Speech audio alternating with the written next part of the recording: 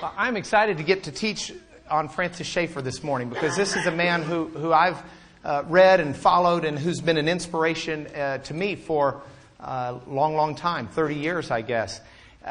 Y'all who are just coming in, come on in, make yourselves at home. There's got to be some seats that you could just push people over and get. And if you don't have a handout and you'd like one, a lesson, raise your hand and they'll bring one down to you. But it looks like most people have gotten one. Good. Francis Schaeffer is an interesting guy. He is dead. And for those of you who may be visiting and haven't been in class for a while, which obviously is a number of you, what we've been doing in this class is going through church history. And we've covered 2,000 years of church history over the last 92 lessons. This is lesson number 93. We made it through the 100s, 200s, 300s, all the way up, and we are in the 20th century, the 1900s, as we're looking today. And that's where we get with Francis Schaeffer. I'm not going to give a lot of biographical information about Francis Schaeffer. If you want that, it's interesting. You can read about it. You can read good glossy stuff. You can read nitty-gritty, dirty laundry stuff. You can read all sorts of things you want to read because Francis Schaeffer was not God. And he was not a perfect human being, and he didn't live a perfect life, though by our standards he was pretty good. But like everybody else, including me, all of us have our shortcomings, and he certainly had his fair share too. So you can read about him in other places. What I want to do is talk about why he is a significant player in the process of church history. And I'm going to start by giving you a picture, if my remote control works. It does not work. There. We'll do it that way. Now it's working. This is Led Zeppelin, 1969. Who remembers Stairway to Heaven? Who had it as a high school prom night song or something, you know? Jimmy Page, lead singer for Led Zeppelin, in 1969, meets Frank Schaeffer, at the time being called Frankie, son of Francis Schaeffer. Frank is 17 years old, and as any 17-year-old kid in 1969, enamored the opportunity to meet the Led Zeppelin, Jimmy Page. And Jimmy Page says, "So who are you?" And he says, "My name's Frank Schaeffer." "Oh, you're related to Francis Schaeffer?" "Yeah, that's my dad." And Jimmy Page pulls out of his pocket Francis Schaeffer's book, Escape from Reason. Says, "Hey, I'm reading your dad's book. It's really cool." Of course, Frank Schaeffer's thinking, "My dad, the nerd?" Frank Schaeffer is there, and he says, "How'd you get my dad's book?" "Oh, Eric Clapton gave it to me. He said it's a great read. He's right." Okay, that's kind of significant. I mean, we could just sort of pause the class now and go through Eric Clapton and Led Zeppelin lyrics and spend the rest of the class trying to find a Francis Schaeffer phrase in them or something. Escape from Reason, though, was the book. Now that's, like I say, pretty significant. So we've got Plant, we've got Clapton paying attention to Francis Schaeffer and finding him, quote, a good read, close quote. You know who else we've got? James Dobson. James Dobson says, when asked, "Would you please put together a list of things that have influenced you to read?" He says, "Let me do instead authors. Number 1, Francis Schaeffer. Number 1, Francis Schaeffer." Not only that, have you ever seen this guy's picture before? Jerry Falwell? Jerry Falwell was anti-political. Jerry Falwell, anti-political, till he read Francis Schaeffer.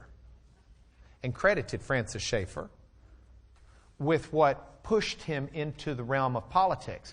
So here you've got Francis Schaeffer surrounded on the left by Plant and Clapton, on the right by Dobson and Falwell and countless others.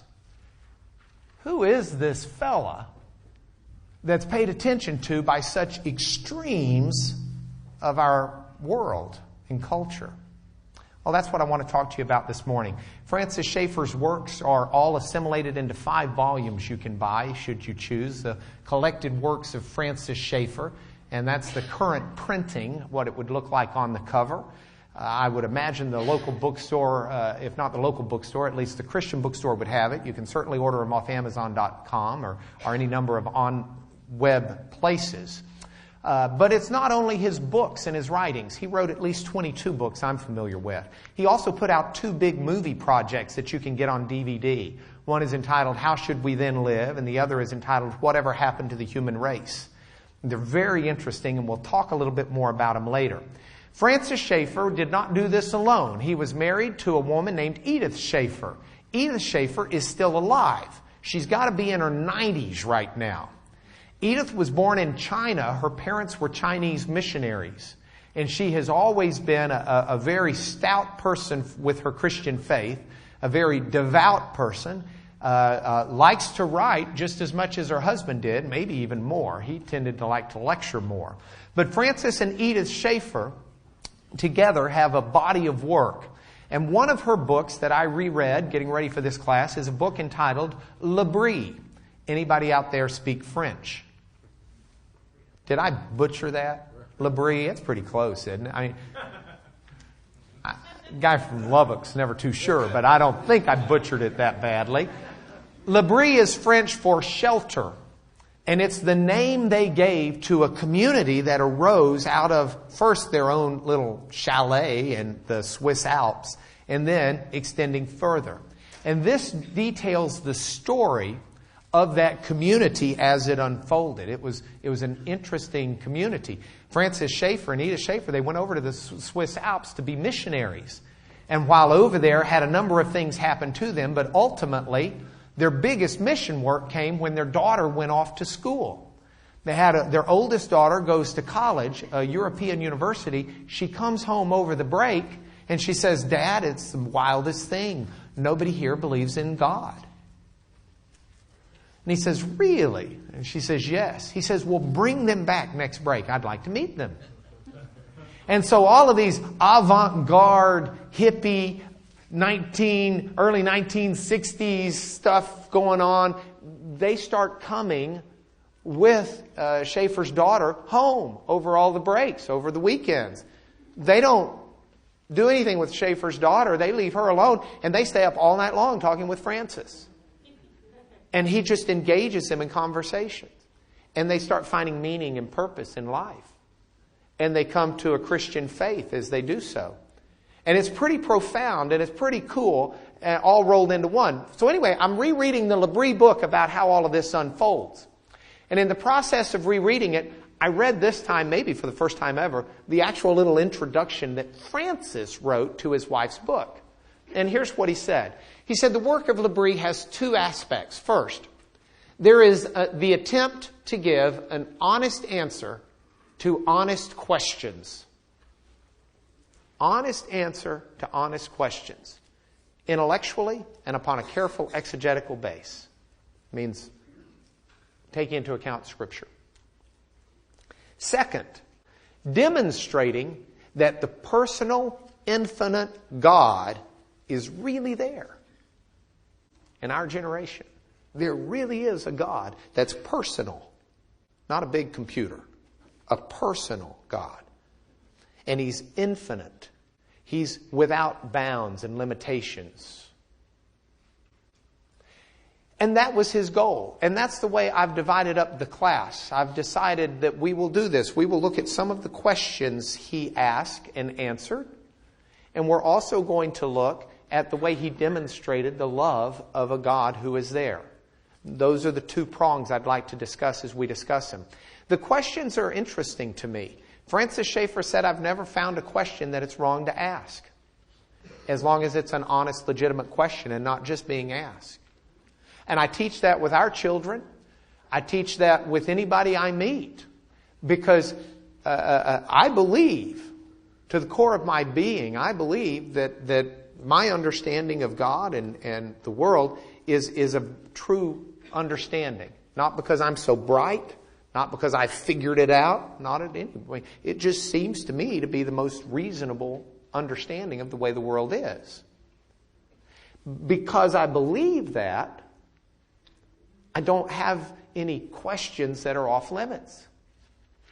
let's ask questions. That's an okay thing to do. Let's ask questions and let's explore. Let's figure out. We've got choices we can make in our life. We can go to church here, or we can go to church down the street. Or we can not go to church at all. When we make those choices, please, let's make them based upon some semblance of honesty and integrity. That's my understanding of life. So with that, I look at Francis Schaeffer and some of the questions that were asked him that he wrote about and that he loved to answer. And it's interesting to me because almost every question that he really writes about is one that internally he faced. First question. Is there a God? How many of you have asked that question? Okay. Then we're all in that boat together, aren't we? Do we do this just because we were brought up to? Do we do this because the stores aren't open on Sunday morning? Do we do this because... what are we doing? Why do we rear our children to believe in God? Is it because that way they're less likely to do time in prison? I met someone the other day who's in Pennsylvania, and I said, "Oh, you got a great kid. Are you loving rearing him?" "Yeah, I'm not sure what's going to happen." I said, "What do you mean?" I said, "Well, I think our kid's either going to go to Penn State or the state pen. We're not sure which." Do we just do this religion thing to help our children along? Or is it real? Is there something to it? Francis Schaeffer is born in a nominal light Presbyterian household. He's not born into intelligentsia. We looked at C.S. Lewis last week. If C.S. Lewis is born of parents who all they have are books and their kid is going to learn and he's going to be intelligent and that's from the get-go, it's very different with Francis Schaeffer. His parents were manual laborer types, hard-working Germans in Germantown, Pennsylvania. And they wanted him to grow up and be an electrician. They wanted this religion gobbledygook messing up their son. Francis Schaeffer goes to church and he doesn't like what he's hearing because it's very progressive and liberal, but it doesn't seem to have any bite to it. So Schaeffer decides, I'm writing off Christianity. I'm just going to write it off. But out of intellectual honesty, he says, before I write it off, I will at least read the Bible. So I'm going to read the Bible, page 1 to page whatever. Then I'm going to write it off. But in reading the Bible, Francis Schaeffer decided, wait a minute, this makes sense. I can't write this off so readily. And so he becomes a Christian. He goes to college. He gets a degree. He goes to seminary. He gets another degree. He gets degrees with honors. He meets the wonderful Edith Schaeffer, who's here with her family on a furlough. They get married. And he becomes a minister. Moves around St. Louis, some other places. Ultimately goes to Switzerland. But when he's in Switzerland, Francis Schaeffer decides, I still don't believe in God. Yeah. And so he finds himself for several days wandering around the Alps, thinking it through. And after multiple days of wandering around the Alps, thinking it through, he decides the most reasonable, intellectual understanding I can have for the world and the way it is, and for me and the way I am, is the Judeo-Christian faith. I can't find anything else that's this reasonable. And so he answers his own question resolutely and with the zeal of an alcoholic who has now been set free from alcohol. Dr. Bob's told me before I'm this way with food in some regards. Now that I've decided these foods are off limits for me, I'm a crusader for anyone else to join my bandwagon. You ever met anybody like that? Now that so the alcoholic who's been set free, he's now a crusader for everyone to be a teetotaler, right? Whatever it is, you get with me when I'm on one of my hobbies and kicks, and I will bust my gut to try and get you to join me. Okay? Schaeffer finds his faith, and it becomes very real to him. And it's not because of anything other than the fact that through struggling and prayer and working through it, it's there. And it becomes very real to him. So he writes a trilogy of books, The God Who Is There, He Is There and He Is Not Silent, and Escape from Reason. And I can't put them, Escape from Reason, by the way, is the one that Eric Clapton and Jimmy Page were so into. I can't even hope to give you a synopsis of these. You go read them. I'm going to tell you right now, if you read them, sit down with a pencil and paper. Because it's really hard to make sense of some of what he writes. Because Schaeffer doesn't write to us in our day as much as he writes about specific problems he encountered with the students who were studying existentialism of Jean-Paul Sartre out of France. Or students from Germany who've got Heidegger's new existential whatever. Or if that was already passé, at least it's in the history of what they had as they come with logical positivism and all these other things that to us are going to seem foreign in terminology. But if you work through it, here's what he basically says. He says, if you want to understand whether or not your faith is the right faith, your belief system, your worldview, German Weltanschauung, your perspective of how things are. If you want to decide if there's credibility, don't get me wrong, you may just be fat and happy going along with life meal to meal. Sometimes I am. But if you want to pause and ask yourself, what do I really believe? What is life really about? He says what you need to do is you need to write down your world view. How do you view life? What is going on in the world? What is the meaning of life? He says there's a Christian worldview that Scripture sets out. There's also, he compares it, for example, to an atheist worldview. The Christian worldview is this. There is a God. There really is an entity that we can call God. That is infinite, that is personal, that is moral. That is love as opposed to others' love as opposed to selfish.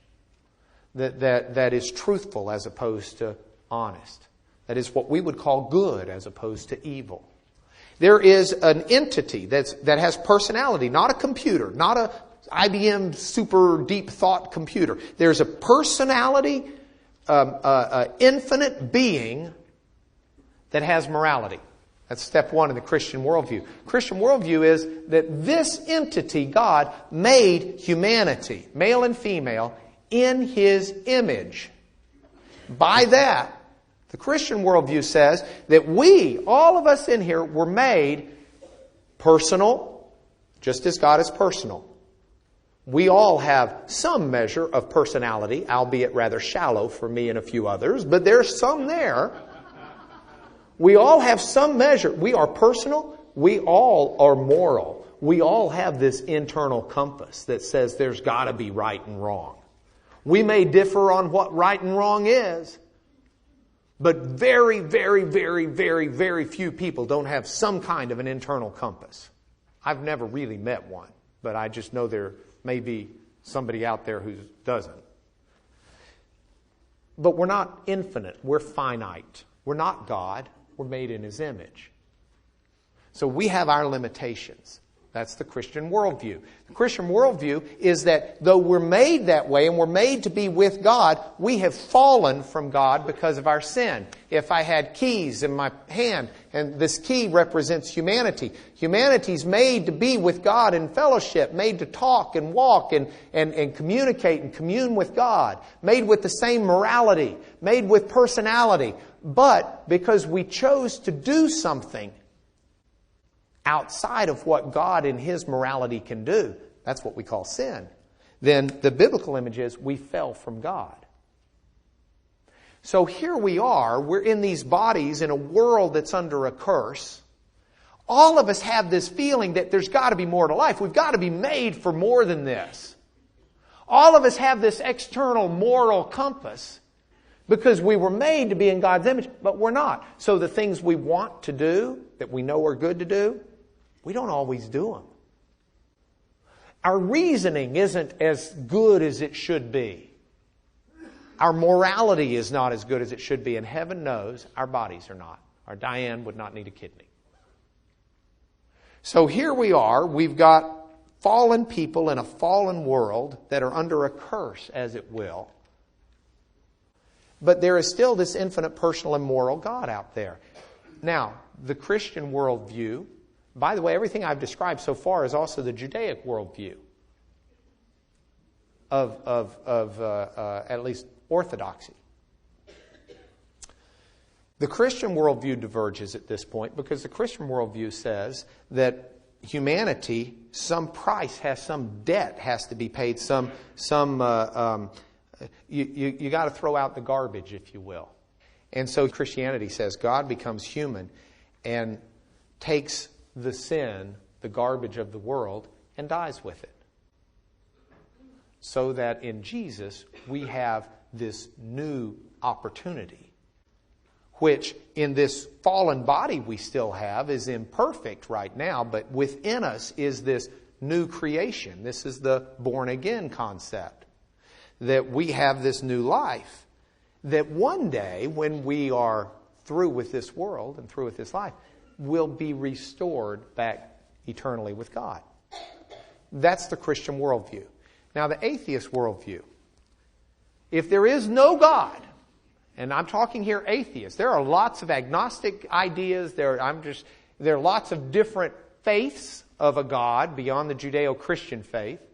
But if you do not believe there's a God, you're atheist. Then the reason we're here is because there's been billions of years of time, which gives lots of opportunities for chance, and somehow time and chance has resulted in us being here today. With all of our personality, all of our moral failures and moral strengths, all of our conceptions, misconceptions, perceptions. All of this is a result of just gazillions of years of time and chance. And that's it.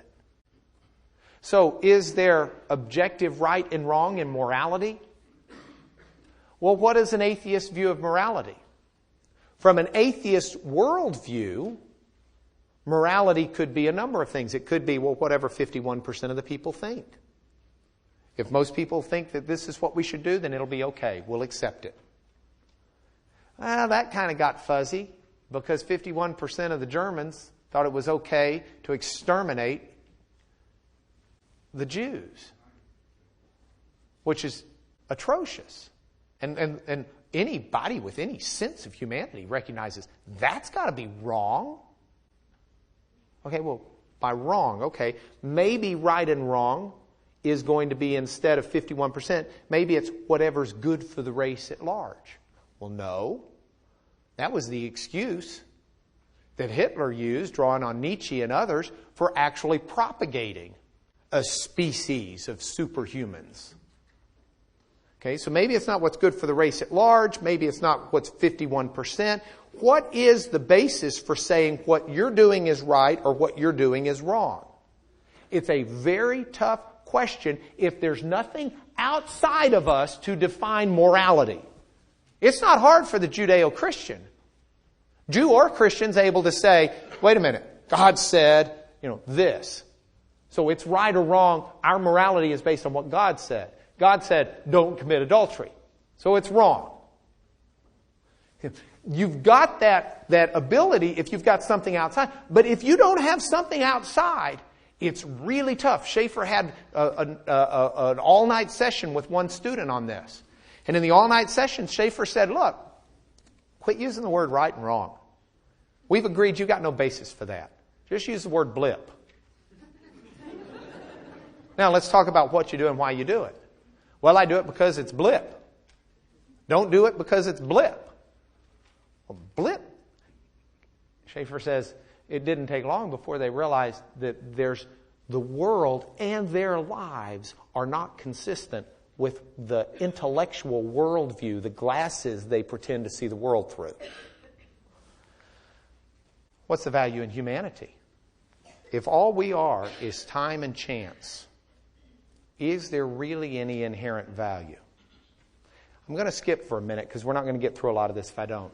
Schaeffer goes on and says, what's the mannishness of man? What is it within us that speaks of humanity, there's some quality within us that we all distinguish ourselves from the dogs or the cats or the canaries or the goldfish or whatever we may have in our homes? Is it that we're just further along a chain of production from time and chance? He says, what explains our morality? These are the kinds of questions, and where Schaeffer lands on this, is there a God? Is he says, write down your view of the world and then honestly examine your life and see if your life is consistent with your view of the world. Schaeffer contends that no one's life is consistent with their worldview unless they have a Judeo-Christian worldview. Because the world truly is that as viewed by the Judeo-Christian understanding of orthodoxy. And so that's Schaeffer's position. And it's a compelling, different way to address this issue of, is there a God? Let's move on. Next question. What can we know of God? Okay, let's assume there is an entity out there. That doesn't mean it's a Judeo-Christian entity necessarily. Maybe it's Vishnu or something else. So what do we know of God? All right, we're skipping it. That's the slide that would have answered this question in part. But if you want the answer, go read Schaeffer. Does man have meaning? Schaeffer had a real problem with a lot of the kids who came in. I say kids because now I'm an old guy. And our son's home from Oxford. And he's studying philosophy there in graduate school. And he's a kid. So the kids, which means, I guess, people in their 20s who are home from school. The kids that Schaeffer was meeting, that his daughters would bring home, and that he'd meet, and he'd go lecture at Oxford at any number of different places.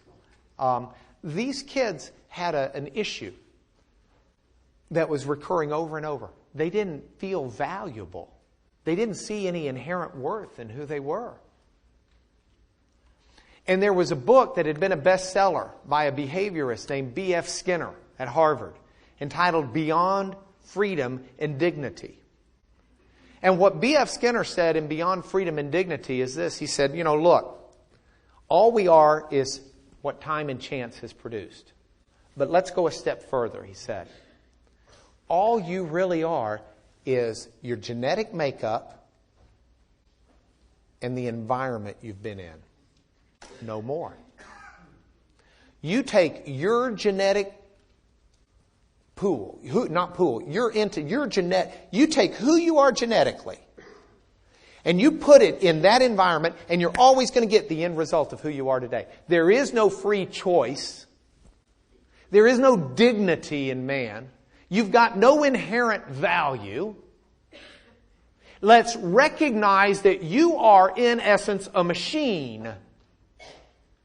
And once we get rid of autonomous man, these are the big words, but the idea that man actually has choice and freedom and can make decisions and you can choose to go left or right. Once we get rid of, he would say, that charade and recognize the reason you're going right isn't because you chose to go right. It's because genetically you are this blueprint, and this blueprint, as a result of all the environmental factors that have brought you to this point in history, is always going to go right. There is no choice. He says once we recognize that and start treating people that way, then we can make our society better. Because we can start manipulating the genetic pool and the environment. But he says when you do something good, don't take credit for it. You didn't do it. When you do something bad, don't feel guilt over it. You didn't choose to do it. And the problem with this is, when you do that, B.F. Skinner may get to live with his environment that brought him to where he is. But the students who learn it walk away and say, well, then I'm nothing. And you're nothing. I'm a cog in the machine. And Schaeffer says, no. Schaeffer goes back. Schaeffer's a great guy for church history because he can't tell you an answer. If you ask him what time it was, he's going to say, let me tell you about the history of the watch. And he starts there. And everything he says. So he says, this problem, this Skinner problem, the roots trace back to Thomas Aquinas. Good chance for me to plug the website here, www.biblical-literacy.com. Got all of our old lessons on it. We spent a few weeks on Thomas Aquinas. Schaeffer says if you go back to Thomas Aquinas says there are spiritual matters, unseen matters, what we would call, or some writers have called grace. That's not what we think of as grace in terms of evangelical circles. But this idea that there is an unseen spiritual world, ideas, all of these things that aren't physical, they exist. Okay? There's also that world that we see, the physical. If you were a philosophy student, Plato's much more looking up. He's got the universals. Okay?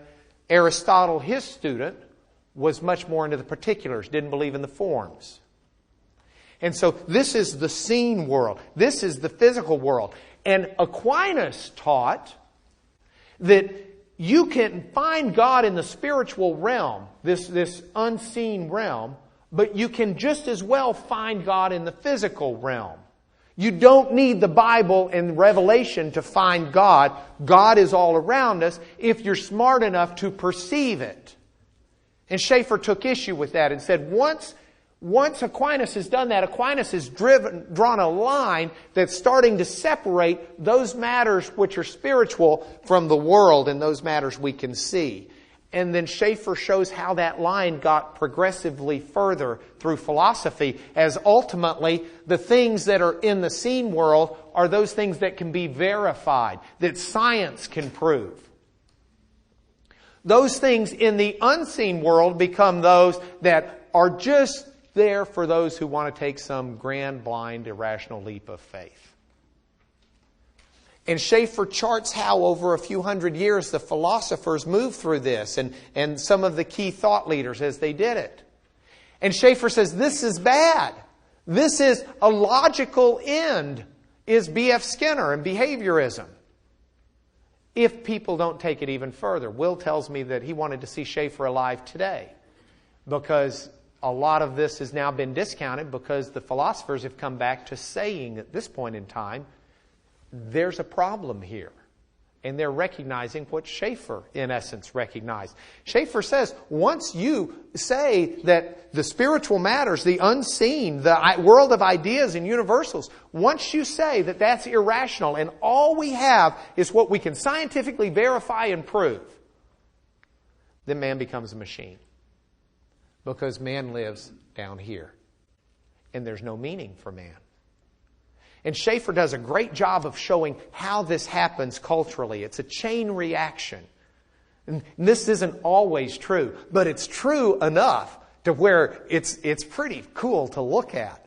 And this is fun reading of Schaeffer. Schaeffer shows that philosophers first come up with this stuff. They're the thought leaders. They're the ones who are answering those big questions. Who am I? What am I doing here? And what is life about? And philosophers answer those questions. And when they answer them, it's not just, gee, now the philosophers know, but we'll borrow Reagan's trickle-down theory. Instead of trickle-down economics, this is trickle-down philosophy. It trickles down to people. And here's the chain it usually goes in. It goes from the philosophers to the artists. I forgot the name of the Renaissance painter, but when Aquinas comes up with his idea of this separation, there's a painter who's got a wonderful painting that he shows Plato with his hands up to the sky because he's pointing to the universals. And his student Aristotle with his fingers pointed down because he's concerned about the particulars. The painters, we tend to think if you grew up the way I did, I tended to think art was really good pictures. Okay? That's not really fair to say because my parents were not that way at all. But I was. My sister certainly wasn't. She's very artistic. I just thought art was good pictures. A good artist is someone who can make it look like a photograph.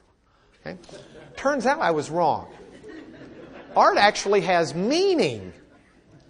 And good art conveys meaning. And so the artists are looking to convey. You go back and look at Picasso, and he's trying to paint a universal being during one stint, or draw a universal being. Problem is, as he just washes out so many of the details that he can find a universal, you get to the point where you can't even tell it's a person sometimes, unless he'll write a name on it or something. But artists take what the philosophers are thinking. From the artists, it goes to the musicians. The idea that we're random and chance. John Cage writes an entire symphony by flipping a coin to decide what each note will be. It's not real pretty. But that's the luck of the draw. Maybe it would have been Let It Be if he'd have just flipped those coins right. From there, it goes to the writers. The writers get a hold of it. From the writers, it goes to general culture. And do you know what's always last in the chain, almost, it seems? Religion. Theologians. And so theologians are saying now stuff that the philosophers discarded 75 years ago. It's also interesting because there's a trickle down around Western civilization. We get things about 50 years after Europe. You want to know where we're headed if we're not careful? Look at Europe. Okay? Anyway, so what Schaeffer says is, if you want dignity for the human, if you want to restore dignity, you got to get rid of the line. You got to understand that you can't understand nature and you can't understand the world around us without understanding that maybe there's something spiritual and unseen in the world of ideas beyond what's verifiable. You got to get rid of that line and you got to draw a circle so that you don't have a closed system for man. So that man's got meaning. And that's revelation. What is truth? I'm skipping this. Sorry, we don't have time. All right. Is Scripture reliable? Schaeffer wrote on it. Lots of books. Go read them. Demonstrated love. Yeah. Demonstrated love was the other aspect of this. And in the 7 minutes we've got left, let's cover this last 20 minutes of material. Demonstrated love is a soapbox of mine I'd like to stand on for just a moment, if you don't mind. Because the mark of the Christian should be how he shows the love of God to people. And I call it a soapbox because in some ways we run the risk of leaving a mark that says a Christian is someone who is harsh, mean, and judgmental. And doesn't like anybody else and thinks they're all going to hell if they don't get in line exactly the way we do and get cut from the same cookie cutter we're in. That's not the heart of Jesus. And that's not the mark of the church. The mark of the church says every human being has infinite worth and dignity and should be treated that way. Every human being. Not because they're Christians. The worth and dignity of a human being comes because every human being is made in the image of God. And anybody made in God's image is worthy of our love, our respect, and ought to be treated that way and valued that way. Now, that's not to say that if you see someone who doesn't have faith, that you shouldn't try and help them in their life. That's the greatest love you can show them. That's to try and show them the meaning and value of the world, of the faith that God has made us. Schaeffer was good on this. Schaeffer preached sermons. No Little People is a collection of 16 of his sermons. I love the one about Moses' rod. There are no little people with God.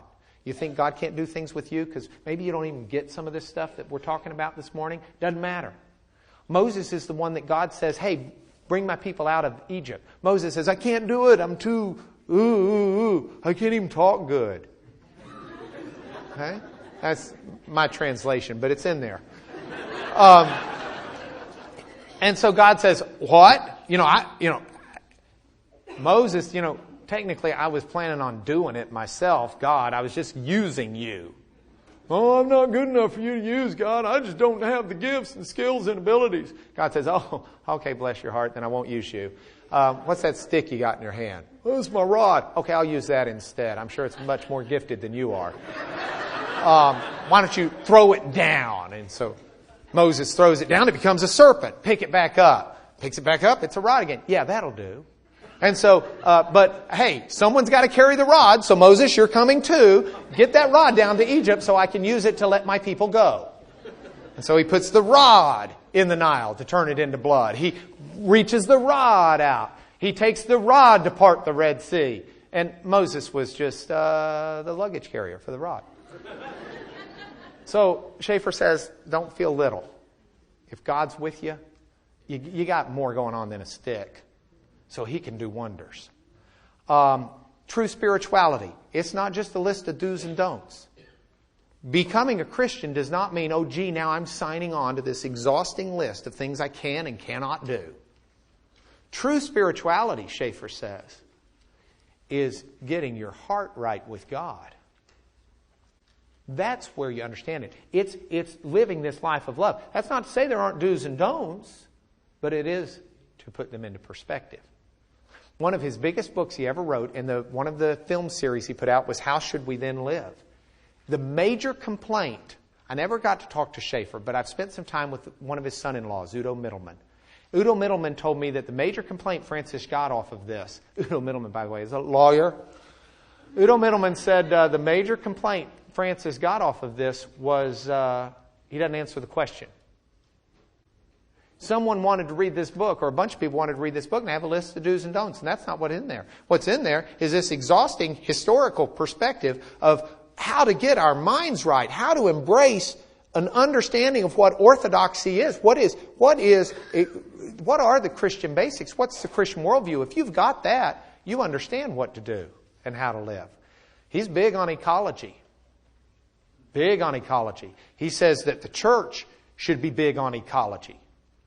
The church should be big because the church is to be a constant healing factor for the broken world. So the church is to seek to heal people's broken relationships with God. The church should seek to heal people's broken relationships with each other. But the church should seek to heal the broken world itself. We don't abuse it, we honor it. And that's the mark of true spirituality. At L'Abri, one of the great things was mealtime. I understand from Will, who spent some 6 weeks or so there, that it had shifted to lunch. My sister, Catherine, I didn't talk to her. She spent a few months there. I don't know how it was with her. But when I was there the first time, it was really cool. Okay, we got 2 minutes. Dale's going to get mad at me because this is kind of points for home, Dale. Okay, it was really cool. You think about this over lunch today. This is what they would do. You sit down at the meal. There's 1 or 2 people that are designated servers, and no one else is allowed to get up. They rotate those because they don't want the conversation lost. And the conversation is whatever it's set to be at that point in time for the table. And the meal, the food may be gone, but the meal's not over till everyone's at peace with the conversation. So they'd have meals that last 4, 5, 6 hours. Because I was there one time and the subject was, why is it when I pray there seems to be a roof over my head and all the prayers come bouncing back? And it was just incredible because this one guy keeps saying, well, the Buddhist thought is blah, blah, blah, blah, blah. And I was sitting there thinking, I'm not a Buddhist expert, but I know enough about Buddhism. I don't think that guy's quite right. Maybe I should stick my nose out and explain. I thought, no, I'm a guest, and generally humility is going to come either by choice or by force. So I'll just shut up and listen. Afterwards, I went up, introduced myself to him, said, I found what you had to say about Buddhism interesting. Where did you learn your Buddhism? And he said, well, for 16 years I was a Buddhist monk at a Tibetan monastery. Thought, yeah, it's a real good thing I didn't explain why he was wrong. Points for home. God and faith have nothing to fear from honest questions. God's not afraid of your questions. He's not. Honest questions. Honest answers. No problems. Jesus himself cries out from the cross, my God, why have you forsaken me? You can't read the Psalms without finding the psalmist always asking God questions. You go read Job. Job asked God tons of questions. When you get to the end of Job, God doesn't answer all of them, answers some of them, but gets ticked off at Job's friends because instead of asking questions, they're just making these bold statements, making up answers. It's interesting. Second point for home. Scripture gives us true knowledge. It's not exhaustive knowledge. God doesn't tell us everything. Our brains wouldn't hold it. But He does have true revelation for us. God doesn't make us personal and then refuse to relate to us. You don't invent a telephone only to have one. Hey, you got this new phone. I got it patented. No one else is going to get one. Who are you going to talk to? Nobody. Finally, the phone that doesn't ring.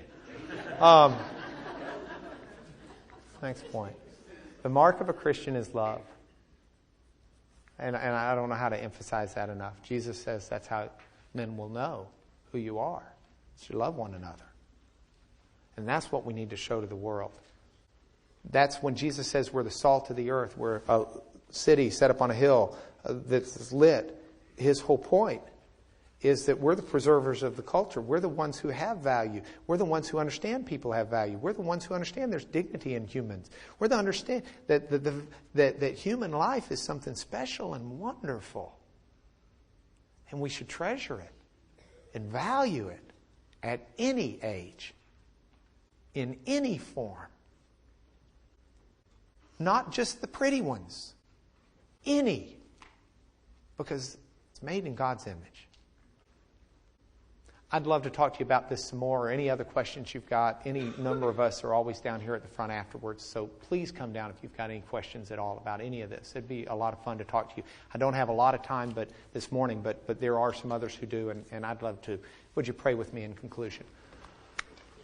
Lord, I thank you so much for everyone's investment of time this morning to listen to these ideas. I thank you for Francis Schaeffer and the ways you've moved in his life. To give us a body of work to read and study and challenge us and enlighten us. And it is my prayer that you will bless each person here today, that things of value will sink in and kind of rumble around in their head, and that your Spirit will move in their hearts to conviction of who you are and the wonderful ways you love us and what you've done for us. We're honored to be your children. Through Jesus we pray, amen.